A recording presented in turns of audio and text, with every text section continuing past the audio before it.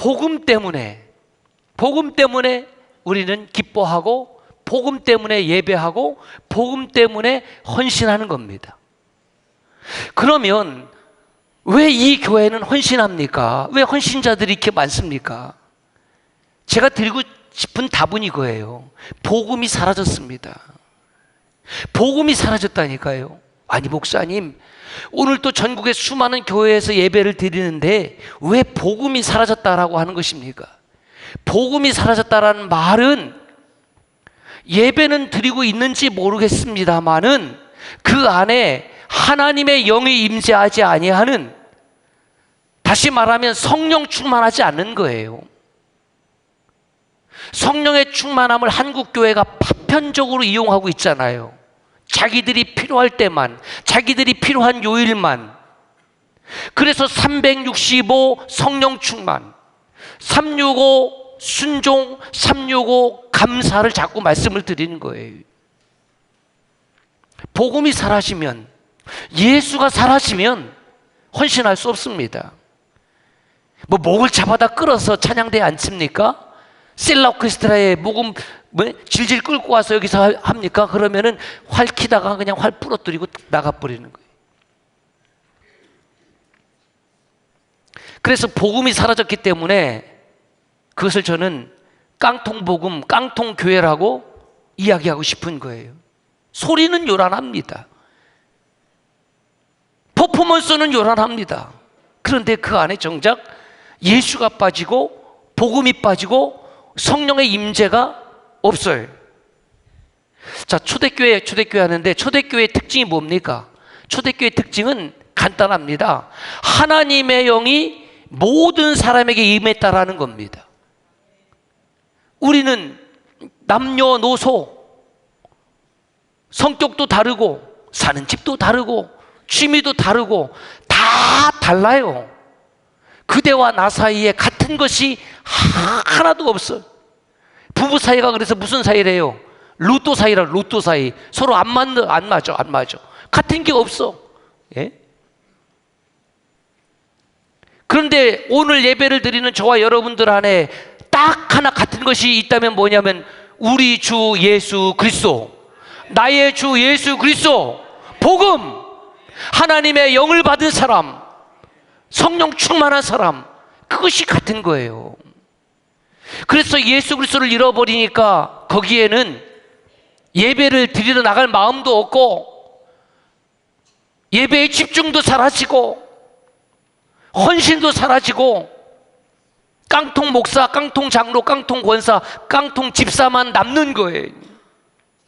그러니 한국 교회가 쇠퇴하는 이유는 어떤 외형적인 이야기를 자꾸 말하지 말고 초대교회처럼 모든 성도가, 오늘 또 예배를 드리는 우리 청주 서남의 모든 성도 여러분이 한 사람도 빠짐없이 성령의 충만함을 받고 돌아가시길 주의 이름으로 축원합니다. 모두 다 성령 충만했다는 거예요. 모두 다.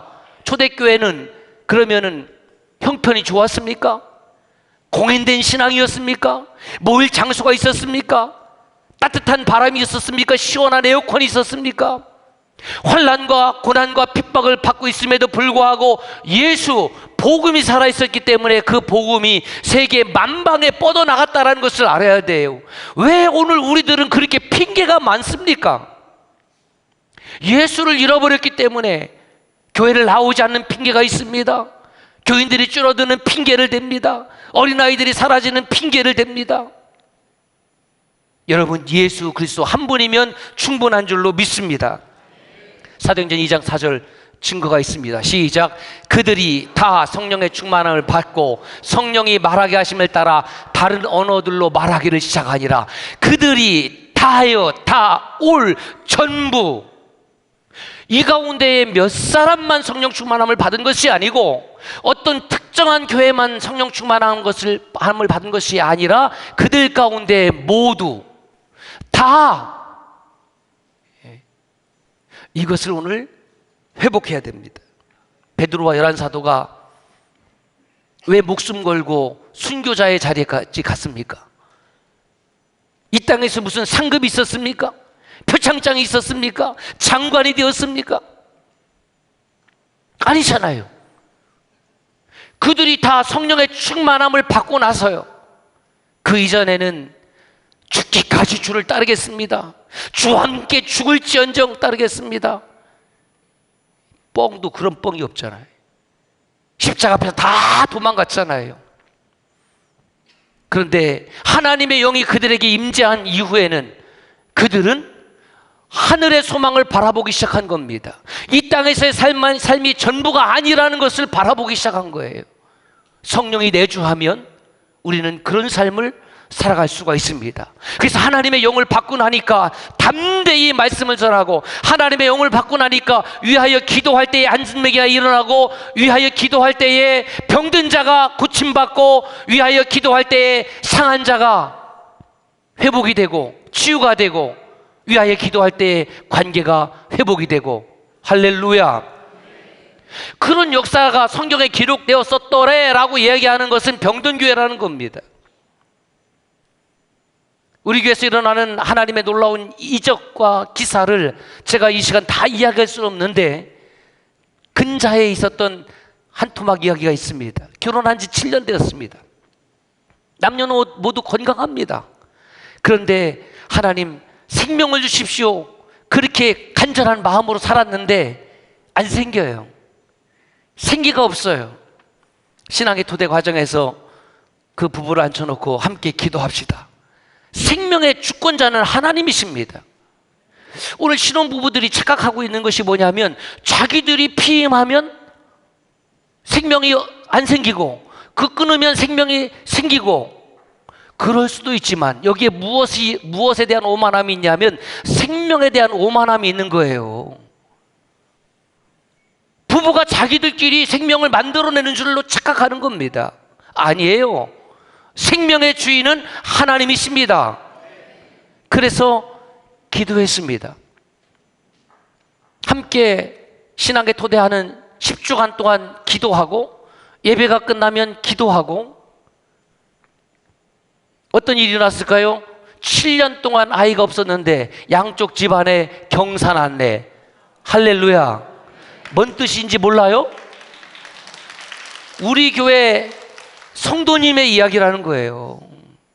하나님의 역사는 오늘도 저와 여러분을 통해서, 이 교회를 통해서 계속되고 있음을 저는 믿습니다. 그렇지 않다고 하면 오늘 우리가 여기 있어야 될 이유가 없는 거예요. 시간 낭비입니다. 여러분 드리는 돈 낭비입니다. 이거는 대사기극이에요.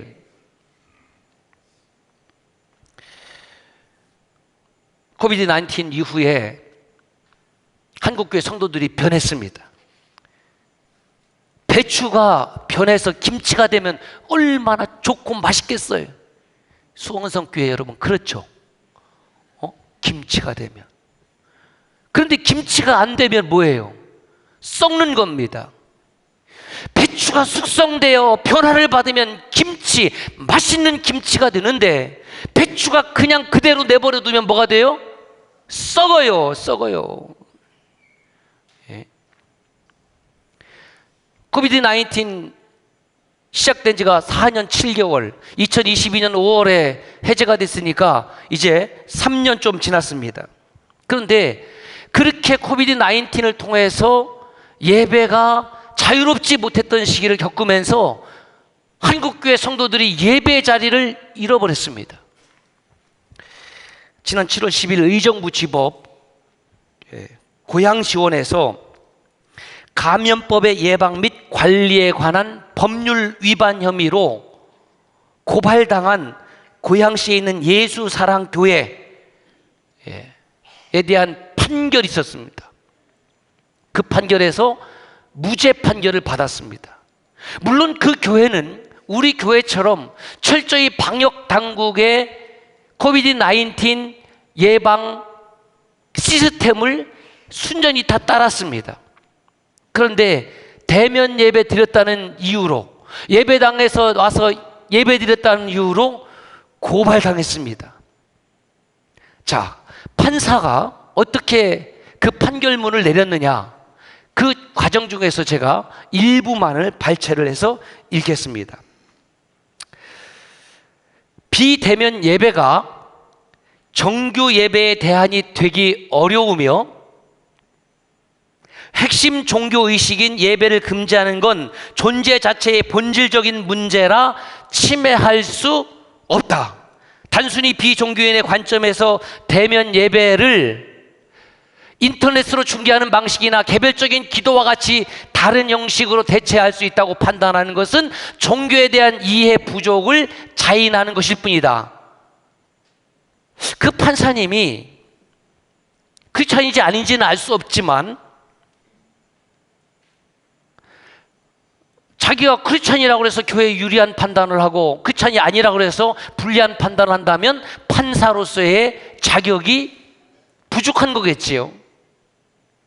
그 판사의 눈에도 그리스도인들의 가장 중요한 본질적인 것은 무엇이라고요? 예배라고요. 누구를 예배합니까? 나를 예배하는 것이 아니라 성부와 성자와 성령 하나님을 예배하는 것이라고요.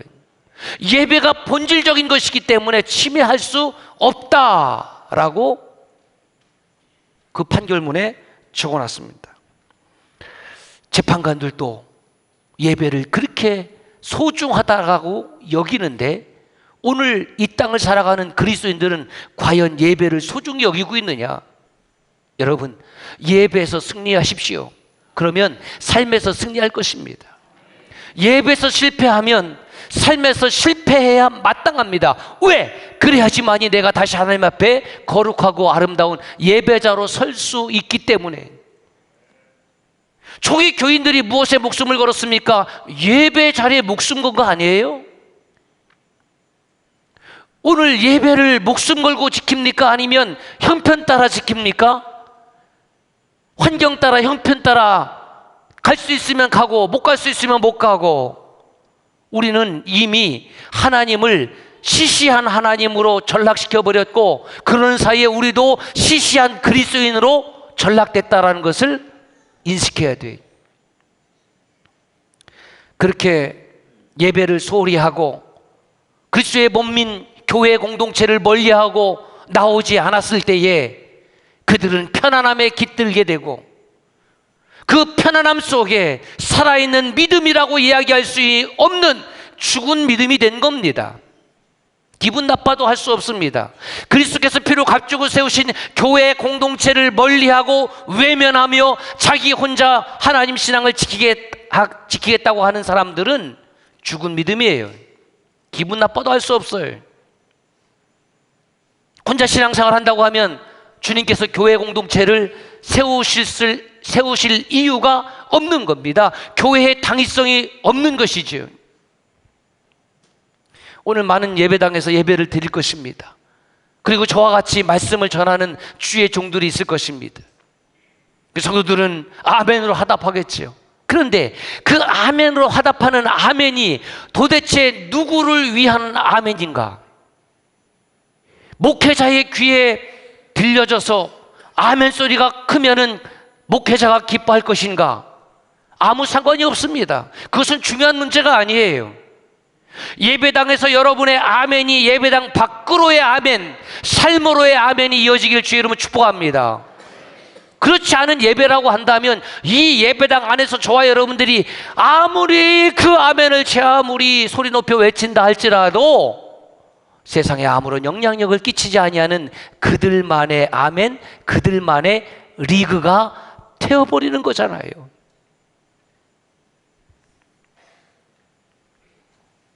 초기 교회 성도들은 그들의 신앙 자체가 무엇이었냐면 예수였습니다.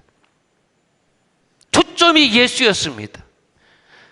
너무 교회가 분주한 일이 많고 이것저것 다 해야 된다라는 강박관념에 결국은 예수를 상실해버리고 깡통만 남은 거예요. 깡통만. 예. 목사도 깡통, 장로도 깡통, 권사도 깡통. 그래서 그 속을 들여다보면 먹을 것이 없어요. 그 속을 보면 본받을 것이 없어요. 그러니까 깡통 교인이고 깡통 교회가 된 것 아닙니까? 초기 교인들은 오직 예수였습니다. 예수 그리스도 한 분이면 충분했습니다. 우리는 교회에 와서 무엇을 구하고 있습니까? 여러분들 오늘 예배당에 와서 무엇을 찾아서 가시길 바랍니까? 예수 그리스도, 그분이면 충분합니다. 그래서 그들은 다시 오실 예수님을 사모하며 기다리는 종말 신앙이 있었습니다. 종말 신앙. 이 시대는 물질 문명의 시대입니다. 물질 만능의 시대입니다. 더 나아가서 AI 시대라고 해서 지금 난리가 났습니다. AI를 모르는 목회자는 앞으로 목회를 못할 것만 같은, 극단적으로 말하는지 모르지만 AI 없어도 목회합니다. 예수 그리스도 한 분 붙들면 목회가 가능한 겁니다. 예수 그리스도 한 분이면 그리스도인의 삶을 사는 겁니다. 그리스도인의 삶을 AI한테 물어봐야 되겠습니까? 성경에 물어보십시오. 예수 그리스도께 물어보십시오. 왜 자꾸 엉뚱한 대로 눈을 돌리게 합니까? 그것이 바로 이단입니다. 예수 그리스도에게서 초점을 빼앗겨버리는 겁니다. 흐리게 하는 거예요. 모르겠어요. 저도 벌써 꼰대 목사가 됐는지 모르겠습니다. 아직까지 AI의 도움을 받아서 설교 작성을 하고 있지 않습니다. 그리고 그렇게 AI의 도움을 받아서 설교 작성하고 싶은 마음도 없어요. 32년 동안 AI 없이도 하나님 말씀 묵상하고 그거 붙잡고 주시는 감동과 은혜 적어서 말씀을 전하고 있는데, 앞으로 AI 모르면 목회가 안 된다고 겁박을 하는 시대에 살고 있으니 고민이 되는 것은 있지만, 그래도 저는 오직 예수, 오직 복음, 뭐 신문도 보면 되고요, 책도 읽으면 되고요, 인터넷에서 자료 찾는 수고하면 되는 거지, 야 오늘 이러한 주제로 설교할 테니까 좀 작성해줘. 여러분, 그런 설교를 듣고 교회 다니는 시대가 지금 열렸다는 것을 여러분 아셔야 됩니다. 참으로 기가 막힌 시대에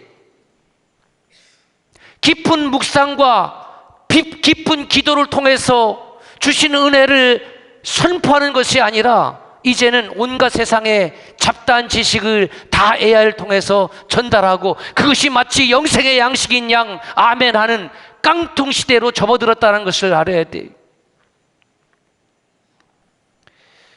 이렇게 종말 신앙이 사라지면 결국은 그것은 관념적인 신앙밖에 안 돼요. 머리로만 하는 거예요. 머리로만 하니까 발이 없고 몸이 없으니까 헌신이 안 된다니까요.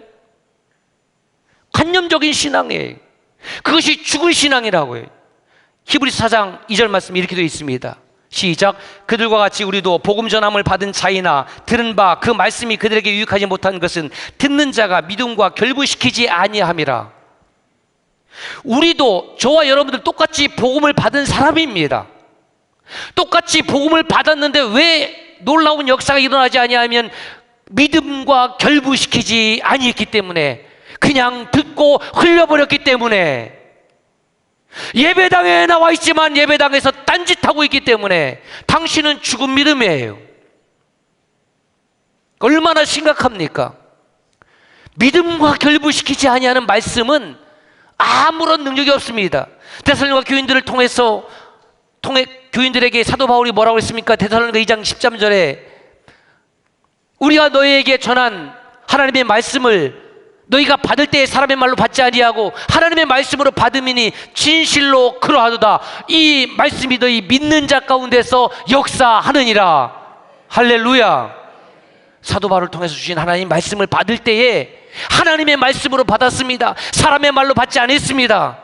그 말씀이 그 믿음 가운데서 살아 움직였다는 거예요. 살아 움직이지 못하는 말씀이라는 것은 결국 죽은 말씀이죠. 그리고 죽은 성도들을 양산해낼 뿐이라는 겁니다. 죽은 믿음이 되는 이유, 결국 하나님의 영과 상관없이 성령의 내주하심, 성령의 충만하심, 성령의 인도함 없이 그저 머리로만 다니는 이 시대의 그리스도인. 자, 이런 거예요. 사자를 본 일이 있습니까 없습니까? 사자. 가을 소풍은 어린이 대공원으로 갑시다. 사자. TV에 사자가 나옵니다. 포효, 우르. 그걸 보고 쪼는 교인 있어요? 사자가 제 아무리 텔레비전 화면에 소리를 박박 질러도 태연하게 밥 먹는 거예요. 대공원에 갔습니다. 호랑이가 포효해도 겁이 나는 게 아니라 호랑이 포효하는 것을 보고 웃어요. 호랑이가 말을 안 해서 그렇지 엄청 열받아요. 자식들이 내가 우왕 하면은 쪼려야 되는데 웃어. 예? 그러니까 호랑이가 포효할 마음이 안 나. 예? 2007년에 케냐 가서 사파리를 한번 간 적이 있습니다. 사자 그때 봤어요. 예? 옆에 왔어요. 엄청 쫄았어요. 엄청 무서웠어요. 텔레비에서 보던 사자하고 대공원 가서 보던 사자하고 이거는 질이 달라, 질이. 예? 오늘 그리스도인들이 마치 세상을 향해서 퇴비 안에 있는 사자와 같고 동물 안에 갇힌 사자와 같은 모습이지 않을까. 야생에서 살아있는 사자는 배고프면은 임팔라가 됐든지 사슴이 되었든지 멧돼지가 됐든지 가서 그냥 어흥하고 잡아먹잖아요. 살아있잖아요. 그런데 동물원 안에 있는 사자나 호랑이는 뭐 합니까? 생닭, 사육사가 던져지면은 아이고 맛있어. 그냥 털도 다 벗겨놨네. 그냥 친절하게 사육사가. 그거 받아먹는 재미, 그 다음에 돼지고기 받아먹는 재미. 우리 사육사는 너무너무 친절한 사육사, 너무너무 인자한 사육사. I love you. 예? 그러는 사이에 그 편안함에 사자와 호랑이가 깃들어지면 점점 게을러지게 되고 점점 야생성을 잃어가지 않겠습니까? 왜? 내가 잡아먹지 않아도 갖다 주니까. 오늘 한국 교인들이 이런 믿음의 야생성을 잃어버린다는 거예요. 왜? 목사님들이 너무너무 친절해. 너무너무. 여러분도 아시다시피 저는 친절해요, 안 친절해요? 대답 잘하세요. 응? 너무너무 친절해서 막 그냥 생닭도 갖다가 권사님 탁 던져주고, 예? 삼겹살 끊어다가 장로님 던져주고. 그러니까 믿음에 살아있는 믿음은 갖지 못하고 그것으로 연명 치료받는 느낌 없습니까? 예.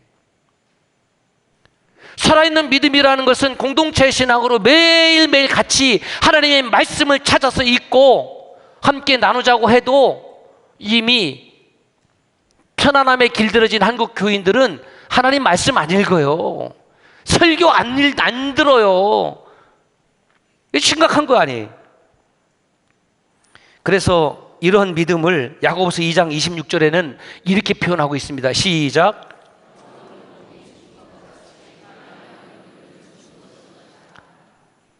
행함이 없는 믿음은 죽었대요. You are dead. 너 죽었다 해요. 예. 죽은 사람에게는요, 무슨 칭찬을 해도 웃지 않고요, 죽은 분에게는 어떤 욕을 해도 너 나한테 그렇게 욕할 수 있니? 라고 눈 뜨거나 나오지 못합니다. 아직도 살아있는 사람에게는, 아직도 시간과 기회를 받은 사람에게는 하나님의 말씀이 들려오면, 거룩한 부딪힘이 시작되면 거기에서 반응이 있게 되는 거예요. 반응. 그래서 믿음은 뭐라고 말씀드리는 거예요? 끊임없이 반응이에요. Faith is response and reaction이죠. 반응이 없어요. 호랑이가 배가 부르면은 사슴을 보고도 안 잡아먹어죠. 왜? 배부르니까. 예? 그런데 배가 고프면 이게 웬일인가. 며칠 전에 정말 자료를 찾기 위해서 또 동영상도 봤는데 나무 밑에 사자가 있었거든요. 그 위에 표범이 잡아갖고 나무 위로 끌고 올라가잖아요. 예? 임팔라 같은 거를. 사자가 이제 어슬렁 거리면서 그 밑에 이제 나무 밑에 딱 앉아 있는데 이 표범이 그만 실수로 그 귀한 임팔라를 떨어뜨렸어요. 그래서 툭 떨어지니까 사자가 사자 인생에 그런 경험은 처음이었을 것 같아. 바로 하늘에서 그 놀라운 양식이 툭 떨어지는 거예요. 그러니까 표범은 거기서 말도 못하고, 왜냐면 표범하고 사자하고 게임이 안 되거든. 말도 못하고 떨어뜨렸으니까 탁 짱박해서 가만히 있는데, 사자는 이거 어디서 왔지? 어디서 왔지? 뭐 그런 일이 그 사자의 일평생 처음 있는 일이겠지만은 그것으로 만족하는 사자라고 하면 이미 사자가 아니다라는 겁니다. 오늘 이 시대를 향해서 하나님 오늘 이렇게 말씀하십니다. 다시 오늘 하나님 말씀이 있습니다. 히브리서 10장 23절부터 시작. 또 약속하신 이는 미쁘시니 우리가 믿는 도리의 소망을 움직이지 말며 굳게 잡고 서로 돌아보아 사랑과 선행을 격려하며 모이기를 패한 어떤 사람들의 습관과 같이 하지 말고 오직 권하여 그날이 가까움을 볼수록 더욱 그리하자. 또 약속하시는 이 무슨 약속을 했다는 거예요? 종말의 마지막 날에 내가 너를 구원하리라. 예수 그리스도를 통해서 우리에게 영원한 구원의 약속을 하신 예수 그리스도, 그분은 어떤 분이시다? 미쁘신 분이시다. 미쁘다라는 말은 영어로 하면 faithful, 충실한, 성실한, 신실한. 그래서 우리에게 구원의 약속을 하신 그 예수 그리스도는 충실하신 분이니, 신실하신 분이니 그 약속의 말씀을 굳게 잡고 살아가자라고 권면하고 있는 것입니다. 그러면서 세 가지를 권면해요. 첫째, 서로 돌아보아 사랑과 선행을 격려하라. 서로 돌아봐라. 아까 처음에 인사했습니다. 관심 받고 싶어요. 저에게 관심 좀 주세요. 한 번의 눈인사가 그렇게 어렵다는 말입니까? 잘 지내십니까? 그 인사가 그렇게 어렵다는 말입니까? 언제 우리가 그렇게 마음이 퍽퍽해졌습니까? 나만 예수 믿고 구원받으면 다 되는 것입니까? 앞뒤 좌우의 성도들이 누구인지 몰라도 상관없습니까? 그거 교회 아니에요. 아무리 교회에 모이는 사람들이 많다 할지라도 앞뒤 좌우 사람들과 그리스도 예수 안에서 한 형제요 자매라고 하면 사랑의 인사쯤은 건넬 수 있어야 되지 않겠습니까? 사랑으로 서로 돌아보시고 사랑으로 서로 선행을 격려하시고, 이것이 섬나도입니다. 나만 섬기고 나만 나누고 나만 도와주면 얼마나 손해가 날까? 감사한 것은 섬나도 신앙이 우리 교회 안에 이제 스며들어서 배이게 되어서 교회가 매주일 섬나도 잔치가 벌어지고 있다는 겁니다. 지난주도 잔치였습니다. 그 지난주도 잔치였습니다. 오늘도 잔치였습니다. 다음 주일도 잔치입니다. 다음 주일날 우리 교회 특식 육개장이 나옵니다. 그러므로 아프지 말고 출타하지 말고 휴가 가지 말고 올 여름을 이길 수 있는 육개장 다음 주일에 꼭 드시길 바랍니다. 저도 다음 주일날 왜 나오느냐? 육개장 먹으려고 나오는 거예요. 그게 섬나도 신앙이에요. 그래서 우리 교회에 공식 우리 회식을 할 때에 뭐 사이다 콜라 놓고 우리 축배사 하거든요. 축배를 하는데 술 먹는 사람만 뭐 위하여 하는 게 아니에요. 우리도 합니다. 우리도 그때 뭐 축배사 하면은 별 이상한 얘기 많이 하는데 우리 교회는 어떻게 하는지 우리 조교 조홍환 장로님을 앞으로 모시겠습니다. 자, 완빵에 끝날게요. 너도 섬나도, 너도 섬나도, 우리 모두 섬나도. 할렐루야. 박수로 축복합니다. 사랑으로 서로 돌보는 것이 섬나도예요. 두 번째 권면이 뭐냐? 모이기를 패하는 습관을 따르지 말아라. 여러분, 교회는 성도들의 영적인 공동체입니다. 그래서 교회는 아름다운 식탁 공동체에서부터 말씀의 영적 공동체가 있는, 다른 말로 표현하면 교회는 하나님과의 어울림, 성도들과의 어울림이 있는 곳이 교회라는 공동체. 예배는 하나님과 어울리는 시간이에요. 예부의 식탁 공동체에서 카페에서 함께 성도들과 어울리는 것은 하나님의 기쁨이 되는 줄로 믿습니다. 이렇게 거룩한 공동체가 돼야 되는 이유는, 그렇게 거룩한 공동체가 되면 죄가 밀려올 때에, 죄가 유혹할 때에 컷 오프, 잘라낼 수 있거든요. 하나님이 주신 은혜로 잘라내고 성령의 능력으로 잘라내고 그리고 옆에 있는 형제 자매들이 나를 지지하고 격려하고 위로하면서 죄의 길을 따르지 아니하도록 도와줄 수 있는 그것이 진짜 교회 공동체입니다. 초기 교회 교인들은 고난과 박해 가운데에 눈치 봐가면서 생명 걸고 모였습니다. 생명 걸고 무덤에서도 모였고 수풀 속에서도 모였고 동굴 속에서도 모였습니다. 오늘 한국교회가 오래됐다고 하지만 그 오래된 역사를 통해서 얼마나 많은 예배당을 지었습니까? 따뜻하게 하고 시원하게 하고 교육시설도 훌륭하게 하고. 그런데 지금 미래세대가 사라지고 있다고요? 미래세대가 왜 사라지는지를 알아야 됩니다. 우리 안에 예수가 사라지고 우리 안에 하나님의 영이 사라지면 한국교회는 망할 수밖에 없습니다. 그러므로 사랑하는 믿음의 형제자매 여러분, 우리 함께 믿음의 길을 걸어갈 때 서로 돌아봅시다. 서로의 선행을 격려합시다. 서로 알아줍시다.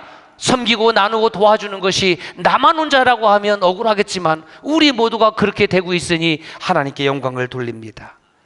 마지막 권면, 그날이 가까움을 볼수록 그리하자. 그날 예수 그리스도의 재림, 초기교회 성도들은 예수 그리스도의 재림을 사모했습니다. 마라나타, 주 예수여 어서 오시옵소서. 오늘은 이 시대는 너무나 풍족한 시대를 살고 있어서 주님 오지 마옵소서, 나 올해 이렇게 잘 먹고 잘 살겠습니다라고 외치고 있는지도 모르겠습니다. 그 초기교회 성도들은 재림신앙이 있었습니다. 그래서 예수 그리스도께서 다시 오시는 그날이 가까울수록 우리는 모이기에 힘쓰자. 그래서 히브리서에서는 이 세상과 다가올 세상, 옛 언약과 다가올 언약에 대해서 선명하게 말씀하고 있습니다. 프린스턴 신학교 교수였던 게르하르투스 보스 박사님이 있습니다. 이분이 옛 언약과 새 언약을 세 가지로 간단하게 요약을 해주셨어요. 읽어볼까요? 첫째,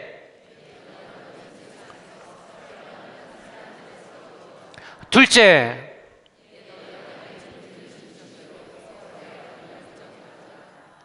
셋째, 그날이 가까울수록 그리하자. 영어 성경에 보면 이렇게 번역이 되어 있더라고요.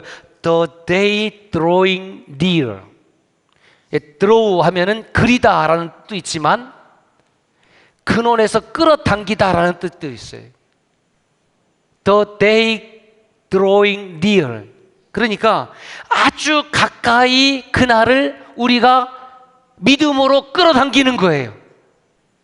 그날이 우리에게 임할 것이기 때문에 주님의 재림의 날을 우리가 믿음으로 끌어당기며 살아갔던 사람들이 초기교회 교인들이었습니다. 주님 오시면 오고 안 오시면 말고가 아니라 주님의 오심을 끌어당기면서 사모하면서 그들은 살아있는 믿음으로 신앙생활 했습니다. 그러므로 신랑이 신부를 기다리고 신부도 신랑을 기다리는 것처럼 우리의 영원한 신랑 대신 주님을 기다리며 사는 삶을 포기하지 마시기 바랍니다. 그래서 히브리서 기자는 마지막으로 이렇게 권면합니다. 히브리 13장 13절 14절 시작.